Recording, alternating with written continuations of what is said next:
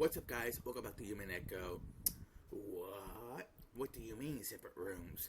So, you and George and Nissan stayed in different rooms on purpose? Yes. Is it really so strange? Just because cheeks a bit stuffed with a chocolate coated Shinsoku biscuit that Shannon had brought as a present from Okinawa. And it all came flying out of Shannon and Jessica cried out, Shannon, why did you even go on a trip to Okinawa? Were you even alone with George and his son?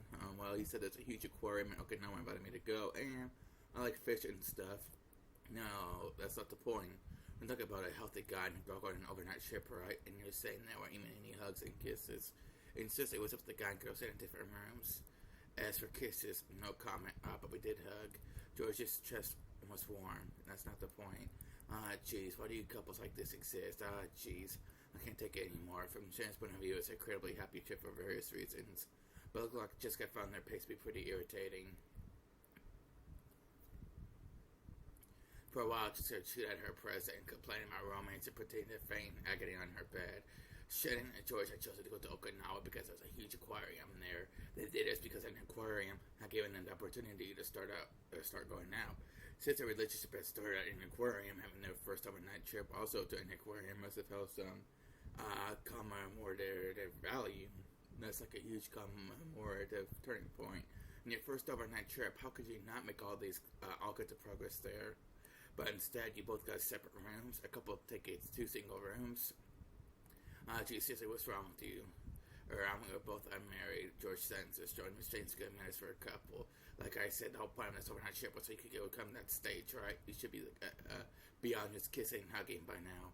My lady, I don't know what you mean by that, but George Simon was a real gentleman with me until the end. I also wondered if those things would happen, but even though we're going out, it's not like we're married or anything. These things you shouldn't be expecting. Now, I'm sure it'll be done after making a vow before God. And Shannon's face got bright red as she circled both ends, restlessly intertwining and separating and making hearts with them. Apparently, the dramatic progress Jessica had looked forward to didn't happen, but it seemed to have a very important experience for Shannon in her own way. In the end, whether Jessica was jealous of Shannon or made fun of her didn't change the fact that Shannon had a huge lead on her. I want a boyfriend too. I can't believe he got hit on me, even though we promised that we'd find boyfriends at the same time. He beat me. You're a wonderful person, my lady, so I'm sure you'll find some wonderful much quicker than me. Don't try to console me, and Shannon, you better get out, shut up. Just goes through several cushions at her. But meanwhile, Shannon has what Tekka started to choke pretty badly. Shannon hurriedly ran over the nearby side table and started searching around on top of it. The cute basket's placed there inside of it, which just gets bronchata later. Shannon picked it up and handed it over to Jessica. Jessica says, but Tex always came certainly. Because of that, she always had to carry this medicine around. She breathed in the medicine after a while, managed to overcome her choking as was finally settled down. Shannon thought this was a good chance to leave to try to exit the room without bowing courteously.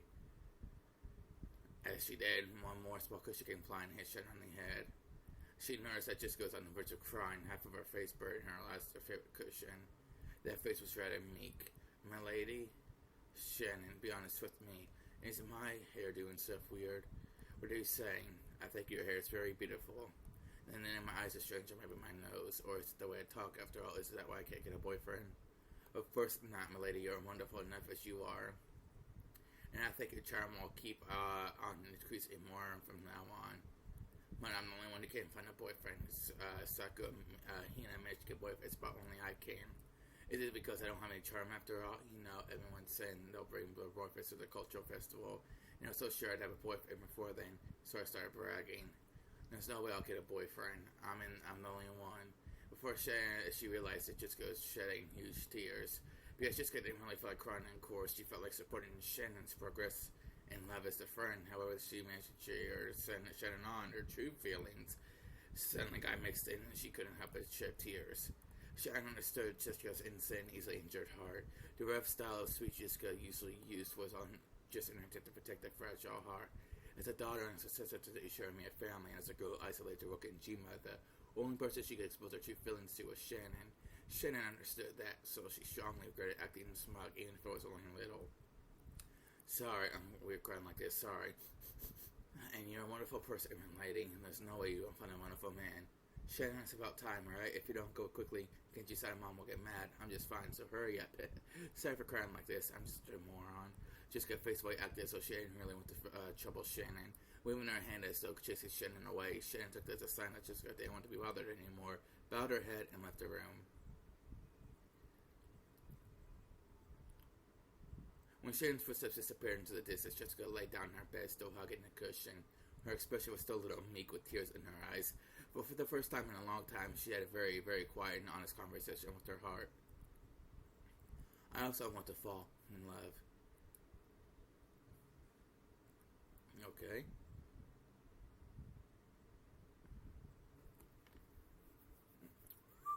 Whistle, whistle, whistle. As Sharon happily watered the flower beds in the garden, she sensed someone's presence. She turned around, thinking that when the family had come to visit, but she must greet them. But what she saw was that witch. Beatrice, it's been quite some time. How are you? How has your relationship with the one you love progressed this last few minutes? As Beatrice stood in the rose arch, she happily blew on her pipe. Saying a place like that would crush the roses, and it might happen dangerous if the arch fell over, but it was a witch after all. Showing concern for her safety was probably a waste of time. Yes, thanks to you, it's going smoothly, and surely the effects of my magic are immediate. Perhaps you feel your meeting was predetermined, Faye. However, that was a mistake. Don't even think Faye has anything to do with it. I understand that. The witch was calling attention to something. Two things, actually. First, that Sharon's relationship with George was a fate. That'd be absolutely impossible under normal circumstances. Second, that was the power of the witch was great enough to overturn the fact. Shannon had just gotten wrapped up in those sweet days and started believing the illusion that all fate revolved around her, but she remembered the witch's words. Ridiculing her relationship with George had been impossible, and it might be impossible in the future as well. Cackle, cackle, sorry, please forgive me. It's just like doctors, you cling to them when you're worried about your health, but after you healed, you forget to even thank them. I've never been thanked as a witch, so I couldn't help acting a little rudely. Forgive me. The gratitude I feel as I must set my mind. Thanks to your power that I was able to achieve happiness, Beatrice Sama. And without that power, the fate that brought me and George Sama together would never happen. I've never forgotten that. Sorry. It's not like I came here to bully you. Being rude is just part of my personality. Do you forgive me? More important, I heard. So you went on a trip along with them. I imagine it must have been quite fun. Yes, it was very fun. And Shannon's face suddenly lit up. The witch laughed as lightly as though amused by the speed of that transformation. Already the one you care for is more than the object of one side of love. You are a pair of lovers, and now, when two people are filled with love, nothing else is needed to establish a complete world. Perhaps you could call that a wonderful idea world. Even though witches could be jealous. Beatrice laughed pleasantly, and smile made me look like her as though she blessed the lovers rendezvous in the bottom of her heart without a trace of malice. After that, Beatrice had shown herself before Shannon every once in a while. Even now, Shannon had thought of her as an unsettling being. However, she was also indebted to this person for the magic that led her to her current relationship with George, so Shannon tried with all her might not to act surprised or scared. That's right. Beatrice Sama, I bought some sweets as a souvenir from our ship. Would you like to try some too? Oh, as a souvenir for a witch? It seemed that even a witch you boasted of living for 1,000 years hadn't imagined that she was a souvenir from my sweet lover's trip. When she saw that surprised expression, Shannon thought of this witch as a friend for the first time.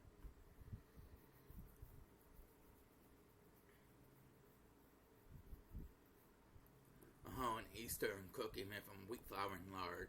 To wrap that in lots of chocolate is truly a blending of the Japanese and Western styles to so good of sweets. What? What's so funny? Nothing. My apologies. This witch surely had a terrifying power of chopping on sweets one after another and making it sound like a squirrel stuffing walnuts in his mouth. After a while, Sharon couldn't conceal her laughter. A good meal. I should serve you some dulce vita from Nero one of these days. Roses are a symbol of eternal love. I believe a dulce would be appropriate for you now. The witch was in a great mood, fully enjoying modern candy. I'm here, and truly am grateful. I believe you've done more than enough for me already, so I'm returning this. The thing Shannon had softly set on the table was a gold-colored butterfly brooch. There's no need to return that. If you continue holding that, your relationship should remain firm in perpetuity. Maybe it's one power, that magic that brought us together, but I think only two of us work together can turn that discipline last forever. Love and roses are the same. Too much fertilizer causes the roots to rot. Some flowers cannot be raised without hard work. In that case, do as you wish. You may wear it or keep it in a box. That's my goodwill given to you. Having you return to me won't please me at all. My apologies. That was not what I... No harm has been done. That roach is already yours. If you ever reached that proof of our friendship, it would indeed bring me some comfort. You may hold on to it and get its benefits, or even keep it in a box if you wish. You may even give it to another who's worrying about love, or you could simply treasure it. Of course, it would pain my heart if you wasted it.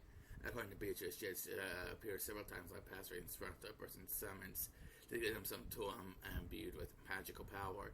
However, most people use that power to resolve their worries. They quickly grew unsettled by it, forgot their former gratitude, and threw away the tools they've been given with disgust. So it's quite weird for me to be thankful for my goodwill. In fact, this might be the first time. Cackle, cackle, cackle. The witch laughed heartedly, and what looked like a sad laugh in Sharon's eyes. She herself had been like that in the past, and maybe she was still like that now. Beatrice was definitely in ways with a strange and terrifying power. Most people probably wouldn't want to stick around with her if they could help it. Surely, even those who had relied on strange power sometimes felt fear rather than gratitude as a result. It must be deeply hurt the witch to have that happen over and over. Since the time she started thinking that way, Sharon had tried to stop fighting in front of Beatrice. This was choice and had tormented the witch for over 1,000 years. So she liked those sweets. Beatrice, who normally spoke abusively, praised the black tea that Sharon served her and looked in her to be remarkably high spirits. After doing that for a while, the witch and the servant grew animated in their discussion of the trip with George. Then Sharon actually knew Beatrice was surprisingly few. First off, she was like a ghost, like being who appeared in unexpected places at unexpected times, and it seemed that anyone could perceive that she was there. Apparently, everyone has something called a wavelength, an ability to perceive which varies greatly among different people. Only Sharon and Kenan could interact with her and had to exchange words like this. There were a few people who could sense her presence, but most couldn't even feel that much. From what Beatrice said, Cross and his wife particularly had zero magical talent, and no matter how much she followed them around, they would never notice her. Once early, when Sharon went step with Natsuhi, he got really mad at her. Beatrice to start playing around, hitting Natsuhi in the head with their pipe. I see Natsuhi really doesn't notice a thing, but Sharon, watching that, had burst out laughing without thinking and gotten scolded even more. Then what about the master? I hear he's been doing research in magic, so I'm sure he'll be able to know she Beatrice somewhere. Kenzo is the same. He also has a pitiful lack of magical talent, and it's the blood. He has so little talent that I pity him. As soon as I started talking about Kenzo, I feel like the atmosphere around Beatrice changed. She spoke about Cross and her lack of magical talent, and so she looked down on them, but she spoke of Kenzo in a different way. Anyone connected to the Ushiromiya family would know about Kenzo's legend of the gold. According to that, Kenzo was given the gold after summoning the witch Beatrice. In other words, she must have had some kind of relationship with Kenzo. That was because he succeeded despite not having a scrap of talent. He kept studying by himself like a god and managed to become a magician. And that's really incredible, right? Indeed, the witch usually looked down on people was uncharacteristically offering her praise. While she lambasted him, saying that he had no talent, she praised his efforts. And then the master summoned Beatrice with the power of magic. Indeed, well, I only answered the summons on a whim. I thought in this period when magic has long been denied, there was a man who was without a scrap of talent, yet so desperate to succeed. I thought I'd drop by and poke some fun at him, and that's what I'm looking at now. Cackle, cackle. Her choice of words highlighted how much of a disaster this had been for her. Shannon hesitated over whether it would be safe to continue the discussion, but Beatrice continued on her own, ignoring Shannon. After all, his contract did have a proper format and set of rules. Various procedures were mixed up, but, well, indifference and his enthusiasm and graciously accepted his contract. And that gave him a mountain of gold, and then the master used that gold and succeeded in business and grew his wealth to what it is today. Indeed, his talent in magic was minimal, but it seems that he had a knack for business and gambling, or perhaps it was the bravery and madness that led him to risk everything on unreasonable bets. Madness sometimes acts as a magical power. I see, if you look at it that way, perhaps it isn't quite fair to say he was completely lacking in magical talent. Cackle, cackle. Shannon felt like she was daydreaming. Even when Ushiromiya, what?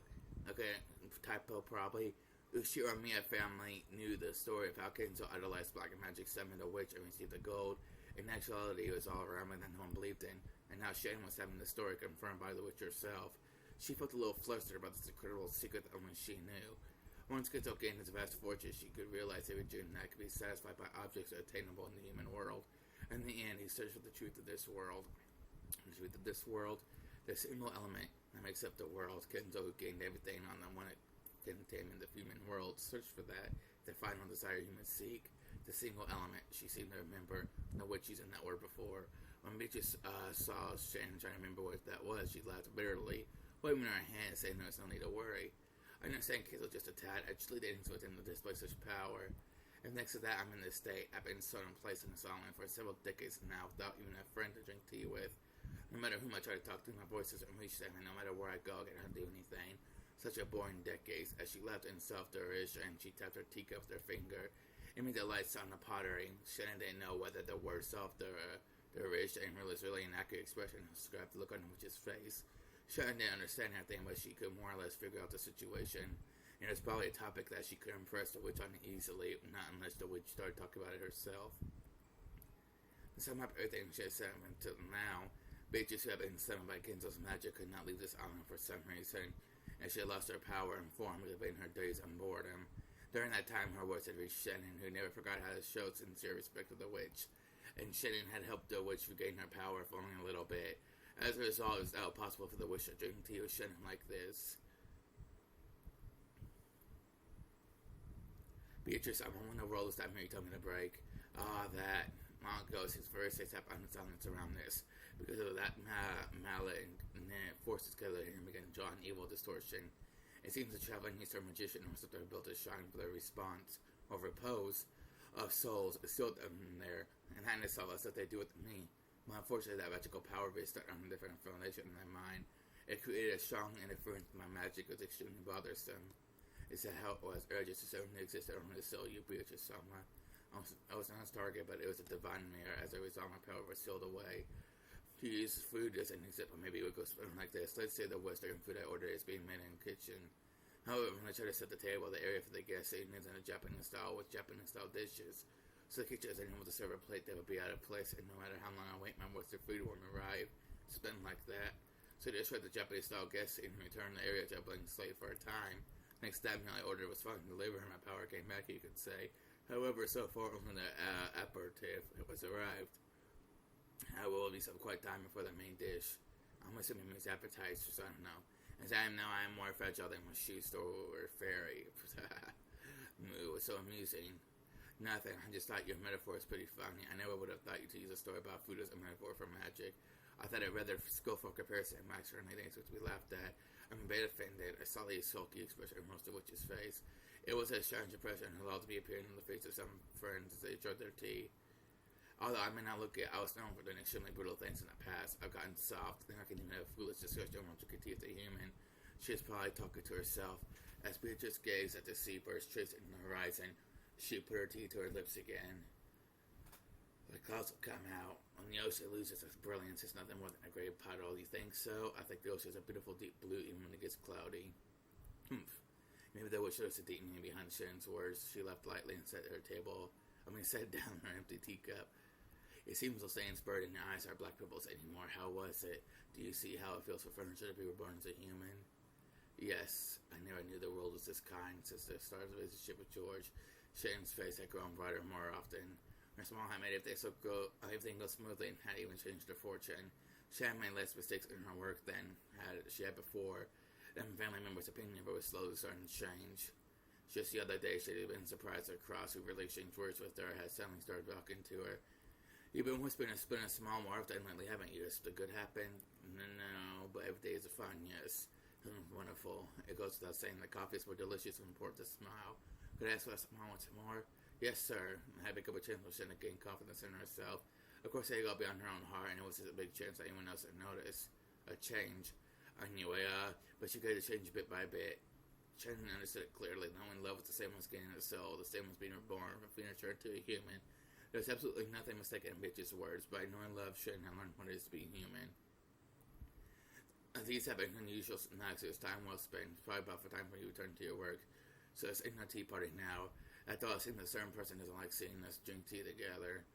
Huh? The witch grips a teaspoon with her fingers, spinning it up in the air. After that, it was launched by the fingers of some invisible person and flew straight into a nearby bush. The bush shook violently and a cannon came out. It seemed that he had been there for some time watching their tea party. The spoon was gripped in his hand. If I hadn't caught it in an instant, it might have hit him hard in the forehead and caused him to start oozing blood. Did not worry. Our tea party's all over, Cannon. How long were you there? If you had to call us, I'd pour you some tea, too. Imagine how you didn't want to interrupt a pair of women talking, right? Cackle, cackle. Hank saw him with a slightly hostile look in his eyes. On the outside, he acted with respect. But unlike Shannon and Cannon, they not trust the witch. When Beatrice hit the table with her pipe, the tea set turned into a gold butterflies which flew upwards all at once. They had been scared in every direction. Cleanup was already done. It was fun, Shannon. Let us meet again if the chance arises. My magical power is still quite lacking. I was trying even to show myself. I fear that tide never appear again, Kitten said in a small voice with a which seemed to have heard it perfectly. She giggled but did not reply. Shannon, tell me more about George at our next tea party. No snack sweeter than a person's love life. Cackle, cackle. See you again. Butch's body also became gold butterflies which scattered in all directions and disappeared. It was a fantastical and beautiful scene like a blizzard of gold leaf. For a while, Shannon quietly watched the witch's exit. Cannon approached her from behind and spoke with an expression that was drastically different from hers. Nissan, did I tell you to stay away from her? Beatrice someone's that bad of a person. Yes, she might be a little shitty, but the fact that we can only see her is suspicious enough. That thing isn't human. Who knows what she might be planning? Cannon kind of thinks it's a little rude. There was a touch of sternness in Shannon's voice, which was unusual for her. To Karen, who knew her well, she must have sounded extremely stern. Karen, looking excessively surprised, considering Shannon's tone, fell silent. It's true that Beatrice is almost different from humans. She has the terrifying powers that it's right for us to fear and respect her. Still, I think it's incredibly rude to despise her just because she is inhuman. I understand what you're trying to say, Nissan. You've changed ever since she gave you that brooch. It's like you're her prisoner. She brought you and George someone together, and now you're indebted to her. Don't say things like that. That thing is a human. We don't know what she's thinking, so you mustn't trust her. And we aren't humans either, Nissan. Can's words grew more serious. Those words probably gouged Shannon's heart. She bit her low lip and hung her head. We are furniture. Even if we were seeing names and are treated as humans, that won't change the manner of our birth. You're no longer furniture. Those words Beatrice had given her, which had made her happiest, flew through Shannon's mind. I'm not furniture. No, you are furniture. We are less than human. And he's out here just pretending I've forgotten pretending to be human. You know that as well as I do. I am not furniture. I am human. No, you aren't. We have never possessed what it takes to love or be loved. Caden's criticism seemed to have shifted away from Shannon's meetings with the witch. Shannon picked up on that quickly. I heard from my lady. Seriously, what were you thinking? I can't believe you're going to jail with George Sumlin. You've forgotten your place as furniture. You've just been tempted by that witch, mistakenly believing that you become human. Listen, Kennicon, it's true that we're furniture. Lesser beings are inferior to humans. But if it were possible to make up for what we lack, wouldn't that be the same as becoming human? Such things could never happen. No, it could. If we could do that, we won't be furniture anymore. We could become human. Ridiculous, as if you could ever do such a thing. Kenneth spit those words out, but did so weakly and turned away. He was probably giving up. After all suffering he had undergone during those days, he lived as furniture. His heart was firmly sealed. You couldn't do it too, Kennicon. You could become a normal human. Stop it, that's the witch talking. Yes, bitches, someone taught me. By obtaining the single element of this world, we can become human. Or that nobody's human if they don't have that. That's why people spend their entire lives, sorry guys, entire lives trying to gain that single element. I don't understand what you're trying to say, Nissan. I don't want them listening to ranting. And I'll teach you in a way even you can understand. Look, see what I'm pointing at? Shannon quietly pointed the sea towards the horizon. Ken didn't understand what she meant. Couldn't do anything except look between the horizon and Shannon's expression, which seemed to be posing a riddle. The sea. The Cannon kind of what color does the sea look to you? It was an extremely simple question. For a while, Ken tried to guess at the meaning behind it, but he couldn't think of anything. So he answered obediently. It's a hazy dark color, gray color. So what? Objectively speaking, the sea laid out beneath a cloudy sky could probably be described best by Cannon's words. But Shannon closed her eyes to smile. She shook her head slightly. It looks deep blue to me. Is that what you mean? Like how Japanese people use the word blue to refer to a green traffic light? No, the sea is deep blue. If I understand you and don't. And first I need to that means the difference between us. Cannon based low lip was silent for a while. I don't understand. Cannon, would you stick out your hand? As Cannon was taking it back and wouldn't let her say what she was saying, she took his arm and opened the palm of his hand. Shannon softly said something there. It was a magic brooch which she had received from Beatrice, a magic charm shaped like a gold butterfly that could bring love to fruition. This is hers. No, this is mine. So take it with me and treat it with respect, okay? After they spoke it like that, he could just throw it away. Cannon didn't know what she should do, and he stood there confused for a while. The brooch still on the palm of his hand. Shannon put the palm of her hand on top of Cannon's, and the brooch was worn by both of their hands. This charm holds true magical power. I'm sure it'll teach you an important emotion, Cannon. And it's something that can be learned from the person's magic. Now there is something, so wear it. If that's embarrassing to hear, it's okay if you just hide it in your pocket. ridiculous, as if I let that magic of that person lead me astray. He even said that even as he said that Kankan couldn't be cold-hearted towards the night Shannon was urgent to take him. In the end, Cannon took it and agreed reluctantly, saying he proved that he would surrender to the witch's power. Shannon smiled but nodded back. I'm sure you'll be able to learn something important from it, and I'm sure you can become human. And when you do, I'm sure this ocean will look like a beautiful blue to you as well, Kankan. Grace, great no matter how many times you look. And that's all, Kankan. It only looks like that because you have no soul, maybe? I don't know. Because of that holy wind, he wouldn't be able to catch up on what she just said. So Shannon said once more at the single element of the world. She spoke voice of the world that existed with a deep sea blue, blah blah blah. I'm sure you'll be able to see deep blue ocean too. After all, without love it cannot be sane. Okay. Wow, okay. Who is that? It's Kenyon Master. It was rare for kids to leave his study. However, the fact that he did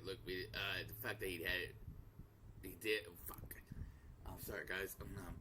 However, the fact that he did mean this noble which should be suspected.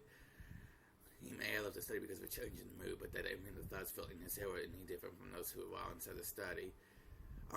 Ken knew that no matter what time to Kenzo, he didn't want to be spoken to. Always disturb his research. It's cloudy out there. Will it get worse? Yes. According to the weather report, it could rain at any time. Shall bring an umbrella. It would not come to that. Leave me alone for a while. If I chose to say you don't know where I am. I am busy journeying through my own thoughts. Certainly, then if you excuse me. Before Ken finished bowing, Kenzo had already returned to his own world, having forgotten Ken's presence completely. And once again, he began rambling to himself. I mean, it's still worse. I with that witch popped up many times. Oh, Beatrice, my hand will not reach your smile. What could I do to revive you? What could you do to make you some harm and want some more? What is lacking? My materials, my catalyst, or is it my magical power, or luck, or an oracle? Oh, Beatrice, what could I do to see your face one more time? Oh. As Kenny listened to his master's weeping voice with his back turned, he turned around just once. When he did, right behind his little master was a shadow of Beatrice, or whatever. Was the witch. In 1 second, the witch was plotting to do Kenzo some harm. Ken dashed back to Kenzo and tried to form his shield his body. But when he saw the expression in the witch's face, now most of this vanished. After all, Beatrice's expression was sorrowful, or maybe pitying. You fool, Kenzo, can't see me even though I'm here. Right behind Kenzo as I repeated the witch's name over and over, desiring to be reunited with her more than anything else. Was the witch herself, and yet Kenzo didn't notice anything. When Beatrice tried to rest her hand on his shoulder, he didn't notice. My hands that reached Beatrice. Wow, is it the age of the moon, the circle of the comets, the light, man, the planets? What is like, and what is it? What is it? It's useless, Kenzo. Without love, it cannot be seen. Ken took the brooch he had received from shedding in his pocket by learning something new. Would it become like the glyphs that you can see now? Without love, it cannot be seen. He looked at Kitzel's back once more, the witches could no longer be seen there.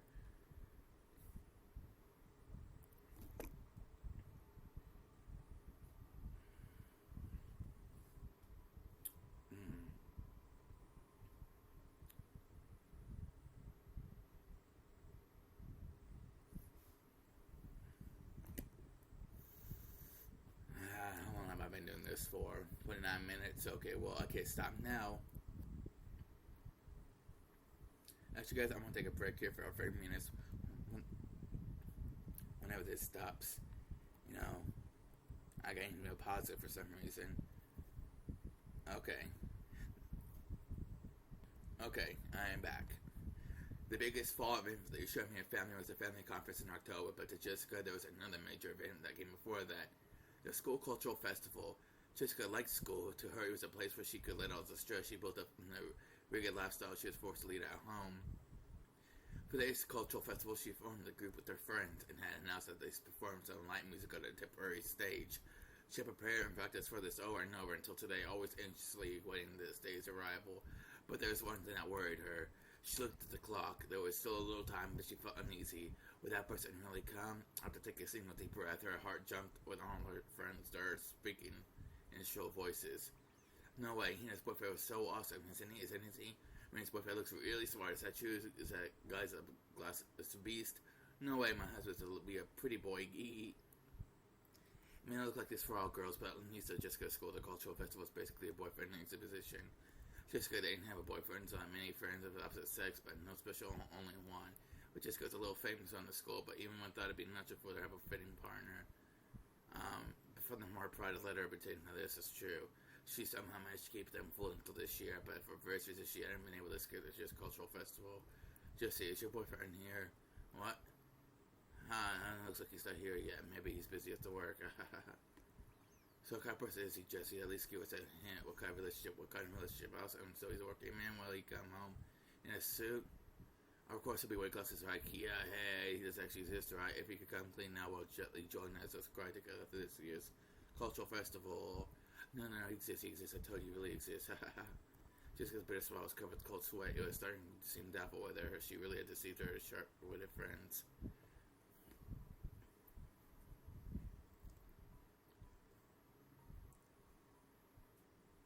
Okay, then how about making a fake boyfriend and taking him with you? Fake? I can't think of anyone to do that. Shen's ridiculous plan surprised Jessica in hysterics. Even so, it's probably more realistic than the crazy methods running through her head about getting a boyfriend in the big rush before the cultural festival. For example, what about CannonCon? CannonCon? No way. Anyway, I'm sure CannonCon has work on the day of the festival, and I don't want to bother him. Of course, I've already checked the schedule. CannonCon is our day off. Well, why are you always so clever when it comes to stuff like this? No way, it'd be even worse if he's off. I can't pull him away from her precious day off just for his own vanity. If you don't pull CannonCon away, he'll always be shut away by himself. So I think it'd be perfect if we could jog him out of his shell. Yeah, I think so. No, but I feel bad for him. I guess you have options. How about a meekly confessing one that you don't have a boyfriend? True, it might be terribly embarrassing, but you only have to endure for a short and yet long time before graduation to be a pair of lovers. There's no sweeter honey in the face of a single person with an inferior complex. Shannon, you aren't really worrying for my sake, are you? Teasing me, right? Jessica's whistled about Shannon, her eyes teary, but Shannon was unfazed, laughing with a usual smile. Yes, this is good to get back at you for making fun of me, George, somehow all the time. Listen to Shannon's comeback, the likes of which didn't happen even once a year. Jessica hugged her cushion and rolled around in her bed, pretending to feel a faint agony. She could have stayed in Shannon's small, which looked so triumphant, but right now she was the only person Jessica could talk with. She could choke her to death with her cushion later. Is it really so bad, my lady? It's a cultural festival, but it's the only chance we have found with CannonCon. No, that may be true, but no. Jessica buried her face in her favorite pillow to hide the fact that her face had grown bright red, and she grimly chewed her fingernail on her thumb. It really was a reaction to be appreciated. Shannon and Jessica were about the same age, of the same sex, and friends. You know, both right in the middle of puberty. They could never talk about love. That's why they could talk about something. I didn't mean to skip it. Sorry, guys. So anyway, so Jessica had heard a lot about how Shannon and George's love was progressing. And Shannon had heard a lot about what type of Jessica liked, what kind of man she might be interested in. Judging by Jessica's reaction, it'd probably be for us to go and precisely what things were. However, this story won't get anywhere if we just have Jessica running around forever. So let's dive in. Jessica had been thinking about Kenan ever since he'd show up. He was extremely rare for him to visit Rook and Jima, someone who was not just for Jessica had grown puberty to develop an interest for Kenan. Matt anyone said that it would be destroy the romantic ideal of man as pure harm, love at first sight. She hadn't been with Kenan a long time at the orphanage, so she'd known him since before they started working. So just got asked persistently about what his hobbies were, what his favorite food was, the type of girl he liked. Even this Shannon was clear that Jessica was infatuated with Kenan. Come on, is that a good chance to take Kenan on the gate? But Kenan might also have someone he likes, so wouldn't he take it badly if I'm go with just to show off? People who aren't themselves like you are. What is the word I learned from George Sama? That's why I think it was Sandora. Apparently they'll be outraged all in a decade or so. Wow, Jersey sounds sure is incredible at managing the foresee future trends like that. Awesome. No, wait. Are you saying I'm living in the wrong decade? Well, I give that. It took several days of wasted efforts, but in the end, Jessica agreed to plan of having Kenan pretend to be her boyfriend.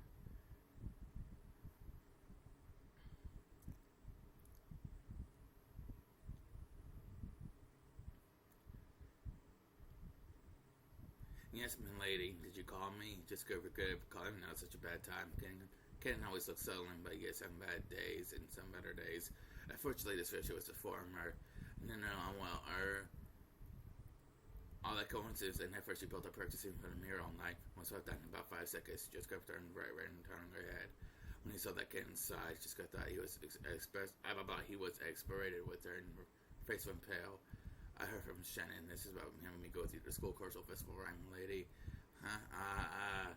Nice one, Shannon. I mean, yeah, that's right, Mama. Didn't you have any plans that day?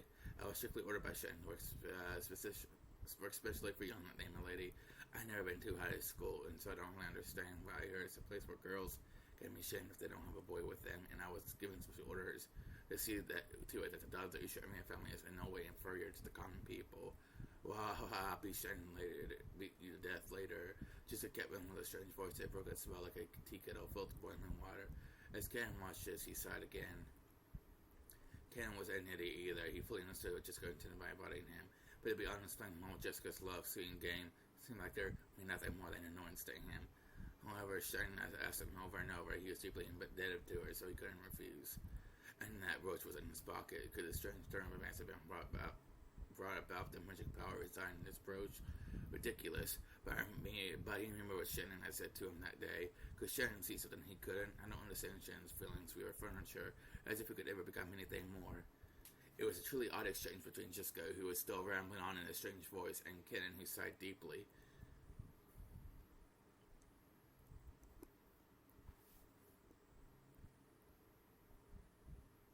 Jesse, someone's here. Didn't you hear?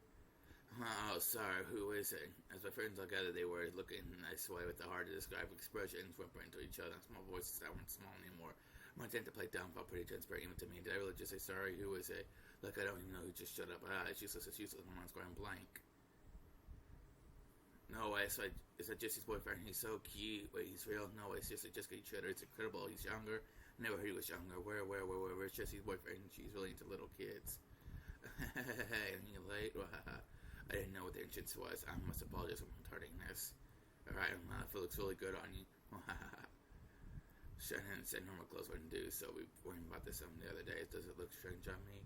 That's not true. Shannon, when I get back, I'll probably need 2 levels. It feels like everyone here's a girl. It's uncomfortable. Yeah, isn't it?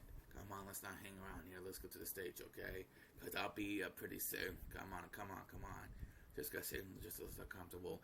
But it looked like being better than him was in just gazes was hard on her. When he saw Jessica's appearance, Kenneth thought he might have many things to go for her coming. I get the feeling I'm getting in the way. Am I being a burden?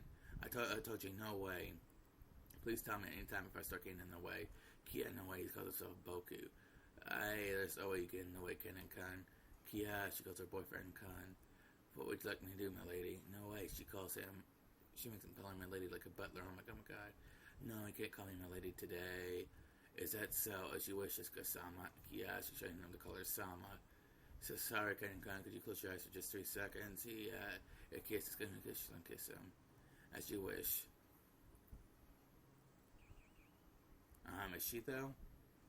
Bang, thunk, bam, slam, crash. My time clicking up in his eyes, a horrible tragedy occurred in the room.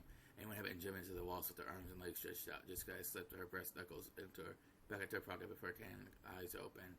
Anyway, let's go over to the stage. Our turn's coming up as soon as I'll take a seat and wait for a bit. Because we've got to get ready. Go straight to the end here, and you'll see at the parade stage. You'll know where to go. Please wait there. She pushed Cannon's back as he seemed to be having trouble moving himself and chased him out. Even though Cannon was confused by Jessica's attitude and her panicky state, which he'd never seen before, he followed her instructions and headed into the direction she had indicated. After seeing him off with an awkward smile, Jessica slammed the door shut and yelled loudly. There you go, you saw, right? You saw that. Are you happy now? Sucks for you. I lost a bet. I was sure Jessie didn't have a boyfriend. Are you sure that was her boyfriend? I bet she's just abusing one of her servants, right? Wow, Jessie's boyfriend, incredible. So shut up. Come on, let's get ready. Jessica took the breast knuckles out of her pocket again and energetically returned to their tasks.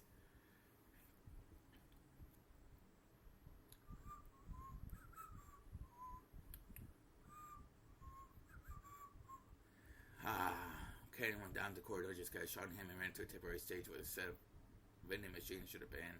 It was probably being rented by the hour by some group or club. The one scene was student groups, but the crowd was still incredibly excited. Just like in that clutter, he leaned against the wall in darkness by himself. So this is what they call high school. It sure is noisy, that's what Kenan thought. But they remember Jessica just acting in a way they'd never seen before. Honestly, she was at such a high spirit that alcohol might have been involved. The Umineko posing to let you go at all times was the highest virtue. It seemed that it was very hard for Canon to get used to the atmosphere of the school cultural festival. He had a responsibility to report everything he saw and heard to the master, so he had to report about how Jessica had acted without a strain earlier. At the very least, it's not fitting for the daughter of the Ushiramiya head family. The master crossed Sama, and especially Natsuhi-sama, probably angry. Finding the report in a way that protects my lady, should I blame on inappropriate school friends? What was all that? So stupid. Ken thought back on how Jessica had acted earlier inside again. He could understand Natsuhi's headache a little now, but to think of it, Natsuhi-sama, as the president of the PTA, was supposed to go into an informal gathering after attending the ceremony in the gymnasium. She said she wouldn't be able to see my lady's performance, didn't she? That's probably for the best. Crowd certainly around unpleasant. What in the world is going on? Several female students keep glancing at me. It seems they're all whispering the same thing as my lady's school friend said, and it's truly unpleasant. When I think of it, they shouldn't warn me. If you walk on when it's like a school festival, you better watch out, because lots of strange people come and talk to you. Excuse me, are you by yourself? Just expected a group of girls I never met started talking to me. The stairs started making me back tingle. Then she told me some magic words that could chase them off sometimes like this. Sorry, I'm with someone. Really? I'm sorry. Or in action. When I got rid of them, I saw that only changed how people staring at me. No, it's that kid. That's just his boyfriend. No way. He's that kid. I can't believe it. I was sure he was fake. Isn't he cute? He's so young. He's younger. Lucky Jesse. There's no way I'll ever come to a place like this again. Kid decided for about the zillion time that day. When he did, the lighting changed, and the standing audience started cheering. He looked around and realized that people were suddenly a large group of people there. And like earlier, they were mostly guys. With this huge crowd, and he couldn't even see the stage. Fortunately, there was a fallen beer case nearby, so he tried to use it as a footstool. When he did, he realized that there was now a new group on the stage. Their leader was Milady. She changed strange clothes. She's even holding the guitar. I didn't even know she could play. Then again, maybe she can play. I've seen her practice her guitar before. And so he somehow wouldn't approve of any hobbies outside of study. Maybe she was always practicing in secret. Come to think of it, she's been returning really late from school recently, hasn't she? Maybe she's been practicing in school far away from Natsuhi-sama's prying eyes. It really is for the best that Natsuhi-sama didn't come. If my lady were here to get scolded by Natsuhi-sama after putting so many hours of practicing, she'd probably be dejected. Jesse-sama. Was it cheering for her or is that her friends? I don't know. Everyone, thanks for gathering here today. I could hear Jessica-sama's forceful voice through the speakers. Jesse-sama, maybe that's her nickname at school. The students in the audience kept calling that name. I'm a little offended by that crude name. It's inappropriate for my lady. Jessica-sama was in high spirits as I kept shouting Jesse-sama. Everyone here was probably a fan. Her mic performance picked up on that and electrified them even more. It was almost like a music program on TV. At first he thought this was all silly, but that feeling changed into appreciation. It was incredible in its own way. Ken could never listen to music of his own free will, but he'd often heard the kind of music that Ushiramiya family liked. Since it was almost all classical, Ken had naturally taken a liking to that kind of music. So Ken, the song Jessica sang was how she should say, extremely colorful. In case of Natsuhi-sama heard it, she'd probably faint. Finally, so the game crashed on this screen, and I had to go back to the very beginning, to get back to this part, which I saved periodically in case the game crashed again. I saved right before here, so hopefully this won't crash. There we go, made it through. All right. Everyone looked at me like they were having a really good time. Some diehard fans who even brought pin lights singing along danced crazily with the same movements almost as though they'd been playing ahead. On the stage, it's got Sam also saying enthusiastically, dripping with sweat. He couldn't find a single element that was appropriate for a daughter of the Ushiramiya family, but it looked like so much fun. Jesse! Again today, behind me, it's down footsteps. Shiro-sama stalking me, curses, disappearing, sacrifices, torture. Only Kakushi, does that make a good snack? The same, alright, Shiro-sama stalking me. What? I guess they know about Hinamizawa? Somehow? Huh. I must not go along with it, but at any rate, my lady is full of life. It looks like she's having a great time. I watched my lady enjoying herself. I thought, could this be Ushiramiya if Jessica's true nature? Don't know better than anyone that during her life on Rokenjima, she has no just but the killer sense of self. So the time she spends on us, my lady is successor to the Ushiramiya family, but a single girl called Jessica living life to the fullest must be very important to her. I've worked closely with my lady, seen her in all seasons, thought I knew her, everything about her, but all was limited to one side of her, that my lady Rokenjima. Mere furniture. We serve our Rokujima and our lives are Rokujima. So I come to think of Rokujima myself as our whole world, as though I like Ptolemaic theory. I don't know what that is. I mean, anyway, that was just built off the end of the world into an abyss. But when I look at my lady like this, I can see how horribly narrow the outlook is. I still can't go along with the excitement of the crowd, but I feel like I could say something that cannot be seen on Rokujima. I'm not sure if this is an unseeable thing Shin was talking about, but the ocean still doesn't look blue to me. Oh well.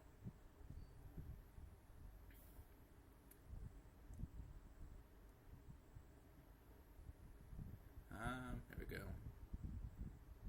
We're back outside now. We're back on Rokujima, maybe? I don't know. I guess we'll find out whenever this slideshow stops. And when I get to this new game I bought called Riptide GP Renegade, I bought on PS4 the other day. I'm going to play this after here, so I'm going to stop doing the slideshows now.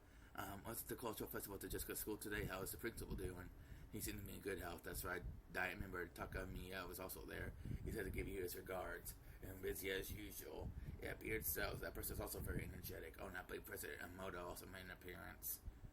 Naturally, the topic of Jessica's cultural festival came up at the end of our school events often become social gatherings for local volunteers.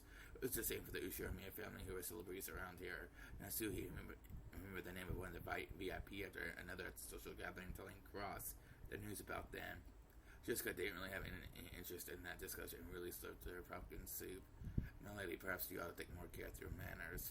Yeah, sorry about that. Jessica, how many times must I tell you to watch your language? Yes, ma'am, Jessica answered, discouraged. When he saw that Cross brought a little pause his conversation, Natsuhi. How was the festival for you, Jessica?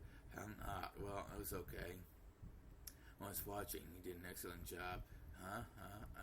Well, Jessica's face turned bright red. She probably hadn't imagined that Natsuhi would actually come and see her on stage. She felt a mix of happiness and embarrassment. Actually, she hadn't really wanted her mother to watch this. She didn't want to be told that her music was inappropriate for the Ushiramiya family, but it certainly didn't make her unhappy that her parents say she had done a good job after watching her try her best. Jessica acted with both composure and dignity, fitting behavior for the student's representative. Just not having there until a second ago, called me like saying. Jessica immediately realized that her mom was talking about something different. Jessica was also the school student president. She had no interest in this, so it was so annoying, but her parents had been pushy, so she grudgingly accepted. Unfortunately, she's popular at school, so she won the election easily. So Natsuhi was president for the student council sponsorship ceremony beginning the cultural festival. Actually, she just carried that out half-heartedly. After that, she immediately met up with her friends and held the stage rehearsal for the rest of the time. That experience of setting up people and bearing responsibility will surely prove useful in the future. I'm sure it will help Jessica mature as a member of the Ushiramiya family. But you rest out a little while giving the greeting. You get a pass on content, but the fast pace of your speech lessen the impact. It might help if you develop the habit of pausing once in a while. Yeah.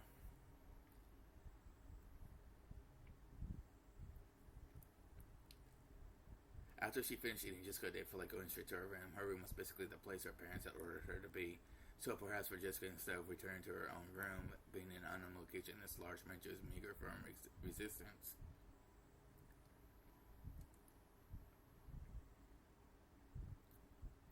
Jessica felt that even in that mansion being made it hard to breathe, so she went outside the rose garden. Well, even if she did show up, I'm sure she would have said something about how it was appropriate for us to set up the Ushiramiya family, so isn't it better this way? Jessica left out what she was talking over. She left out kind of words she could possibly have been expecting. That was dumb of me. She, just acting like an entitled brat. I'm a little exasperated with myself. It makes me want to laugh. My lady. Wow, Kenneth, con, don't scream like that. Ha ha ha. Cough, cough. Just as she was about to force a laugh, Kenneth suddenly started talking to her, and she choked. What's up? You got something to say?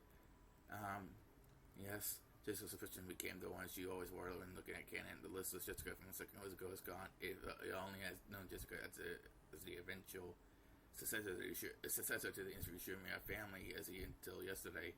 He might mistakenly thought that Jessica's mood went back to normal. But that wasn't right. He knew part of her that couldn't have been seen until yesterday, so he understood that there was no way Jessica actually felt the way she appeared.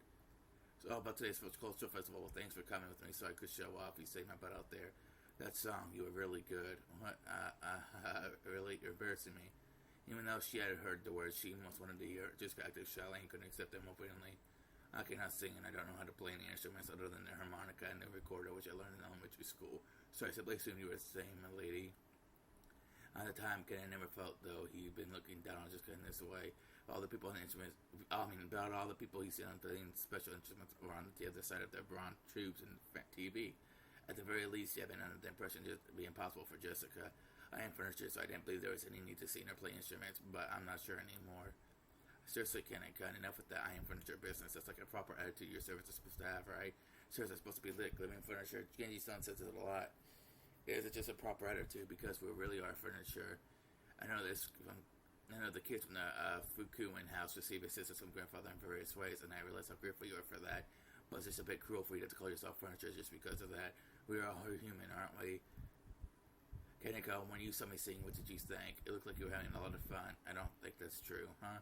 You didn't just think you looked fun. You were envious, weren't you? That's not...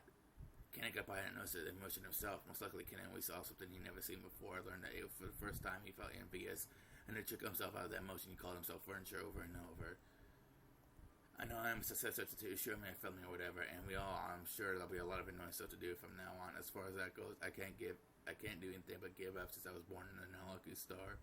Probably just like you had to live at the Fukuin house, I don't have a choice either. I couldn't choose the stars into which I was born. And that may be true. But there's one place where you and I are completely different. Know what that is? I am furniture, Milady is not. He was about to say that, but stopped. I do not know. Kaneko, you decide that your fate determines everything about you, and you gave up, but I can't accept this kind of fate, so I do the best I can. So, there's still the wicked corner of me that's going to stay as a daughter of the Ushirome family. I've created another me that can do what I like to the fullest. Another you. Yeah, Kaneko, you've been instructed to stay because I am furniture. I'm sure you've gone through a lot of tough times just because of that. I think that's really unfortunate, but the idea that your entire life would be decided by that alone just seems to sadden me. You know, it's always impossible for some people to create another self inside themselves.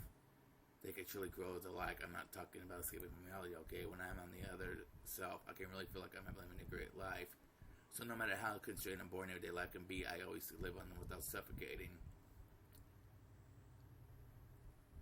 To make another self inside yourself, you can truly go to like, to make another me, when that is a furniture. Through her relationship with George Sama has turned and given birth to another stuff that isn't furniture. And it's this other shit, and it's something that cannot be seen by furniture. That's right. Well, I don't know anything about your private life, Kaneko, but I can sort of guess your private life probably doesn't exist at all, am I right? Kaneko couldn't reply, but that was probably the answer enough. He had no concept of a private life, so Kaneko would always be canon. So furniture will always be furniture. Canon is your real name, right? In the Fukuin house, the graduates would be given new families and new lives, so they were also given a new name. In this case, that was canon. Certainly, the name of mine could be a temporary thing. Before he thought of himself as canon, no one else, but he remembered there definitely had been another stuff that wasn't canon, but that was far, far away behind a distant fog of oblivion. So even for you, it would be okay to have times when you're canon, kind times when you want. Maybe when you act as a servant, that canon call himself furniture and strictly limits his own will. But whenever you aren't canon, I think it's okay to live much more freely. Those words definitely weren't just lip service. Jessica had also been like this in the past. She had been cursed by her own birth and into an environment different from all the other friends at school. She only had been in a heavily constricted environment, forced to learn all sorts of things, as she had been even told whom she was and wasn't allowed to play with. Whew. Sorry, guys. It may have been sad, but she gave up resigning herself to the fact she had been born under that kind of star. But the one day Jessica stopped giving up and surrendering. Stuff like the Ushirome family customs of pressure didn't matter. She created real Jessica inside herself, one who could do what she really wanted to do. You know, I go by the nickname Jessie at school. When I'm Jessie, I live honestly and to the fullest, and because of that, I can do my best when I'm Jessica too. Would it really be so bad if you could also have times when you're canon and times when you're your real name? When you aren't canon, you can try to become another self that you can like. At a time when I am not canon-headed. He once thought of his real name as being completely meaningless. Because of that, he thought that canon summed up everything about him. But now Jessica was telling him to create something new, another self that is a canon. If you don't mind telling me, what's your real name? He was silent for quite some time, and Ken's real name had risen to the tip of his tongue. After hesitating for a long time over whether he should say, in the end, he swallowed it back down.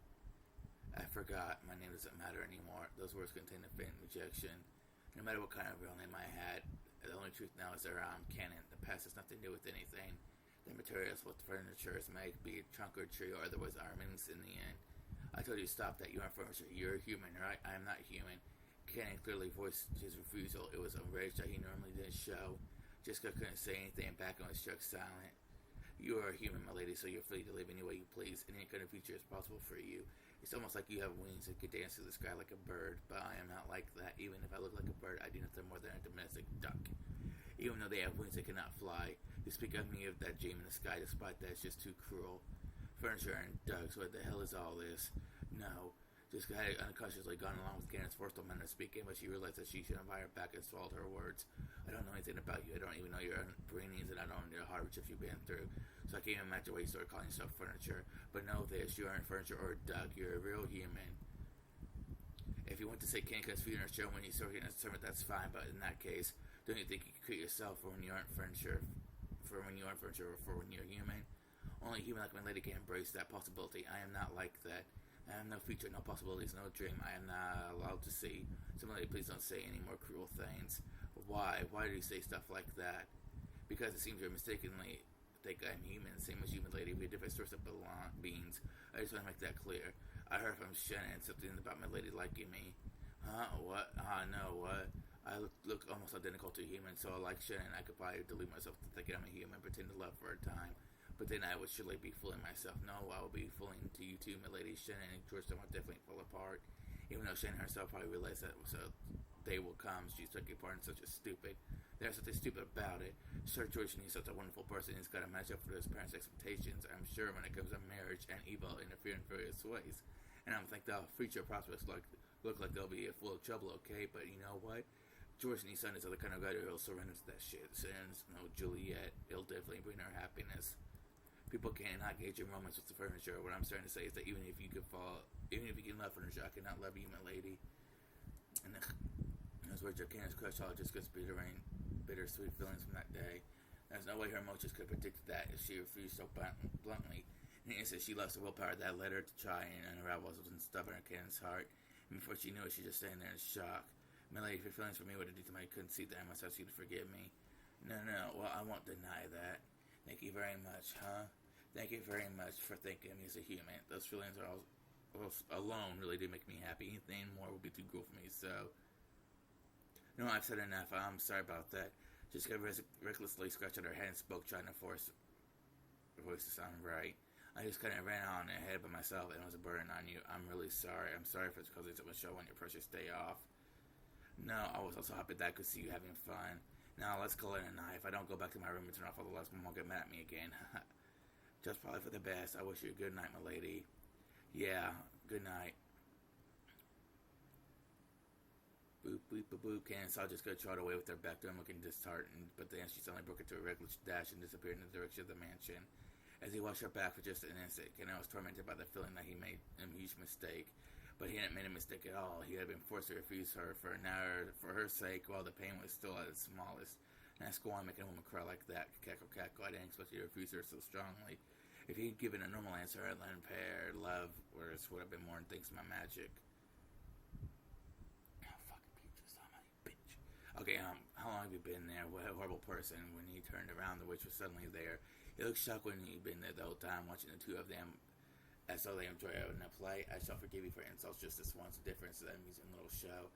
Even after 1,000 years, no more interesting shows exist than complications between boys and girls. To me, it's a pleasure that's better and more addictive than opium. Cam pulled out a butterfly fish out of his pocket, and it was a manifestation of the great magic which had bestowed. Without hesitation, Cam suddenly against the ground and stomped on it. Oh, what does this mean of this? You know it was given by me. Just now I figured out why you're doing this as tasteful as being a cupid of love. You're just a demon who just showing love to those who can never be together, deceiving them. You're free to think that. Most humans are lend my power to the same thing. Don't play dumb. You didn't lend her your power because you felt sorry for her. You found a weak point in Shannon's heart as her chest burned with love, and you made her break the mirror. It shows you. What more you guess how it would all end. Now you're toying with her. Am I wrong? Furniture is thoroughly a pitiful experience, so you have no juice on furniture, no even love. Good, there's nothing better than knowing your place. Cackle, cackle. As you noticed, there was a faint love residing in Jessica's heart. You seem to think you snipped it in the bud, but did you know trees that grow thicker branches as we thin them out and prune them, and a girl who loves furniture is amusing, truly amusing. Shannon and George would also eventually reach a stalemate with their unfulfillable love ever being able to a sort of large fruit of love. However, regretfully, it seems to be going smoothly for those two that hardly entertain anymore. But on the plus side, it seems to you will amuse me to know when cackle, cackle, the witch laughed. Even though she had known the two could never be together, she had lent magic to bring them together. However, they couldn't escape their fate. They prevented them from ever being truly joined. The witch knew that. Even they were joined, she and George Cannon and Jessica would eventually break up. They would wander through an endless desert, a desert in this hell of love, tormented by an eternal thirst. What do you think? I'd lend you my power and ask you for nothing in exchange. I'll gladly assist the pair in love. In exchange, I'll enjoy watching the real fate they'll eventually meet. They'll never come across a better show, not over the course of 1,000 years. Just look at Kenzo. See how he ended up an old, pitiful man who learned the taste of love before being thrown out of paradise. Look at how he lives, like a dead man that cannot fully die. Cackle, cackle. You truly are a witch. Disappear. Get out of my sight, demon. I wouldn't disappear even without your prompting. My power still doesn't return. It still is strange. It still is tiring to continue showing myself. I already did it when I gave you love versus my power. As I am now, it will not be easy to maintain the power without that brooch into the catalyst. Cannon ground his foot even more to the stump brooch. It felt like you took on his foot, then evaporated like water and changed it to a butterfly that sparked gold, fluttering out from beneath Cannon's foot. Maintaining this form is quite painful for me as well. I will harm myself for a time just as you desire. My magical power varies as surely as the moon and the tides, and eventually a fitting time will come for my revival. I know I'm not in the slightest whether that will be tomorrow, next year, or even 100 or 1,000 years in the future, but as long as there are those who entertain me, I will surely gain power and revive. I will disappear for a short while until that time comes. The bruise in the palm of your hand is already gone, so if you wish tomorrow morning, you can let my existence vanish like an illusion or a dream.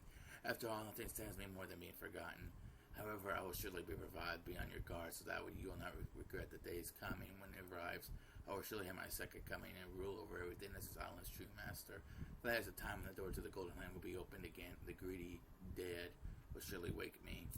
You talk too much. Disappear now, Golden Witch. Goodbye. The witch became a cloud of gold butterflies and scattered away, leaving behind a scornful laugh. The whole area sparkled like a gold blizzard and snow glow. It was fleeting and fantastical, scene that disappeared in a heartbeat. Whew. The witch could no longer be seen. However, Cannon felt like he could still hear that shrill, unpleasant laugh. Oh, now how amusing, how truly amusing. Why is the human world still so amusing after all these years? Been away, go mad with love, go mad with gold. Those who don't go mad from one of the two are not human. I see that's why the word furniture is so fitting. Cackle, cackle, furniture is created to serve humans, and are truly, not crudely treat humans as playthings that same 9,000 years of boredom. What a truly amusing three-way deadlock that cannot control furniture. Kenzo, you fool, what a truly entertaining scheme you've worked out. Furniture, you fools, you just try and see if you can fail me. Tonight, 2 seeds of love have been sown, including the one already sown. That makes 3.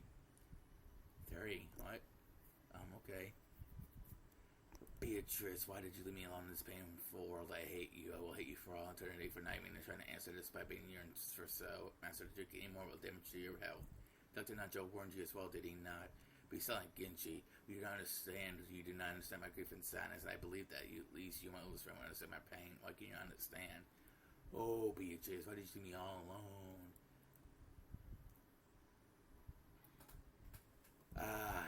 Kick, what the hell do you mean, furniture? I don't get it. Oh, poor Jessica-sama. Even though the cries I hear coming from your room tell me the situation, there's nothing I can do. This is all tragedy due to the pair who are too young to getting too close when the positions of their birth are too distant. I can do nothing but understand my lady's feelings. Out of my footsteps and quietly walk away. Whew.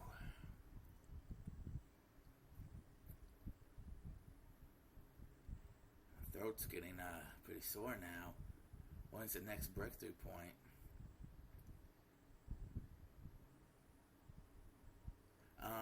What do you mean by that, George? Son, I mean what I said. I still haven't built up my castle. Once I manage to do that, I'll finally be able to think of myself as an adult. When that happens, I want to marry you. That's but my heart won't let me do that anymore, so I want to give you an engagement ring. Engagement, you say, but I am furniture.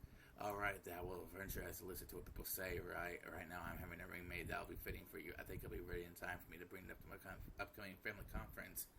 I'll give it to you then, so please, I want you to let me hear your answer. If you accept, then I'll proclaim our engagement right there in front of all the relatives, including grandfather, George's son. I'm sure some people won't prove our relationship, but there's no need to look at their faces because you only have to fill your eyes with me. I'll definitely bring you happiness. That's the one thing I can promise you with certainty.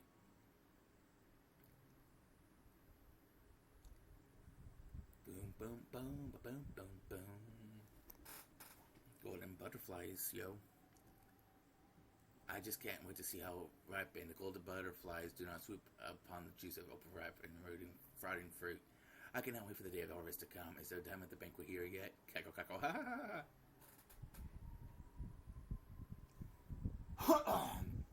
Sorry about that, guys.